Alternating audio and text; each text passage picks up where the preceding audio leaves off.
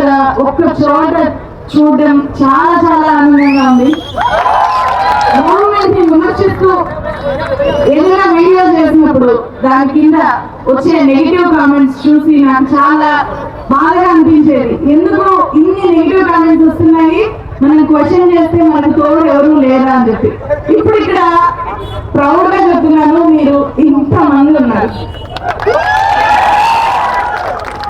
మనకి చాలా తక్కువ టైం ఉంది కాబట్టి నేను ఒక చిన్న పద్యాన్ని చెప్పి ఇక్కడున్న కాంగ్రెస్ జనతా పార్టీ ప్రొటెస్ట్ కి అండ్ నీట్ విద్యార్థులకి, సిబిఎస్ఈ విద్యార్థులకి, ఎవరైతే 1,00,00,000 మంది బాధితులు ఉన్నారో ఆ 1,00,00,000 మంది బాధితులకి ఒక జర్నలిస్ట్ గా మద్దతు తెలియజేయడానికి వీడియోలో మీ కష్టాన్ని మాత్రమే కాదు, గ్రౌండ్ కి వచ్చి మీ వాయిస్ ని కూడా మేము ప్రతిధ్వనించడానికి ఇక్కడికి వచ్చాము అని చెప్పడానికి ఒక చిన్న పద్యం ద్వారా నేను చెప్పాలి అనుకుంటున్నాను. బలవంతుడు నాకేమని బలకుట మీద బలవంతమైన సర్పము చలిచీమల చేత చిక్కి, బలవంతమైన సర్పము చలిచీమల చేత చిక్కి చావదెమ్మటి.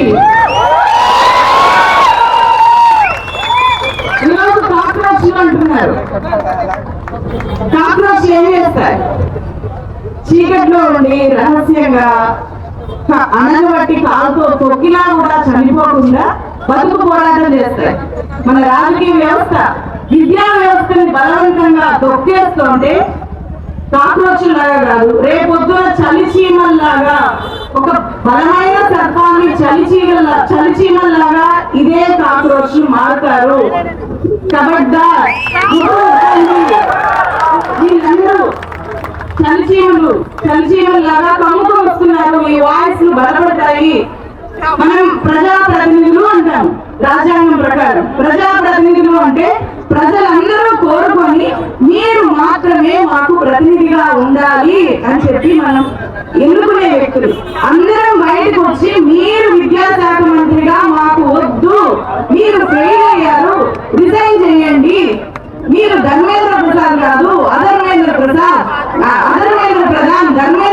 కాదు అధర్మేంద్ర ప్రధాన్ అని చెప్పి కోట్లాది మంది ఈరోజు డిమాండ్ చేస్తున్నా కూడా హాయిగా చీమ కుట్టినట్టు కూడా లేకుండా ఉన్నారు అంటే అది నేషన్ స్టేట్. ప్రజాప్రతినిధులు కాదు, అధికారంలో ఉండేది ప్రజల్ని ప్రతిబింబించే గవర్నమెంట్ కాదు.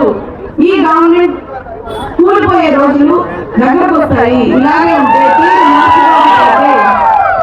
సో కాక్రోచ్ ప్రతి ఊర్లోనూ ఖచ్చితంగా మొదలవుతారు. అండ్ ఇక్కడ ఖచ్చితంగా ఇక్కడికి తెలంగాణ నిరుద్యోగులు, ఏపీ నిరుద్యోగులు చాలా పెద్ద ఎత్తున వచ్చుంటారు. నిన్ననే తెలంగాణ నిరుద్యోగులు పెద్ద ఆందోళన చేశారు. కూడా గుర్తు పెట్టుకోవాలి, ఏపీలో నిరుద్యోగులు తెలంగాణ నిరుద్యోగులే ఇక్కడ కాక్రోచ్. తెలంగాణ వస్తే ఉద్యోగాలు వస్తాయని వాళ్ళు ఆశపడుతున్నారు, పోరాడారు. ఒక గవర్నమెంట్ తీసేసి ఇంకో గవర్నమెంట్ వచ్చినా కూడా మళ్ళీ తెలంగాణ నిరుద్యోగి దగాపడుతున్నాడు. దగాపడ్డ నిరుద్యోగులు మళ్ళీ ఇక్కడ కాక్రోచ్లుగా మారుతారు. సో ఇక్కడ ఉన్న గవర్నమెంట్స్ గుర్తు పెట్టుకోవాలి, కేంద్రం ఈ కాక్రోచ్ మూవ్మెంట్ నుంచి పాట నేర్చుకోవాలి అని చెప్తూ సెలవు తీసుకుంటున్నాను. Thank you so much.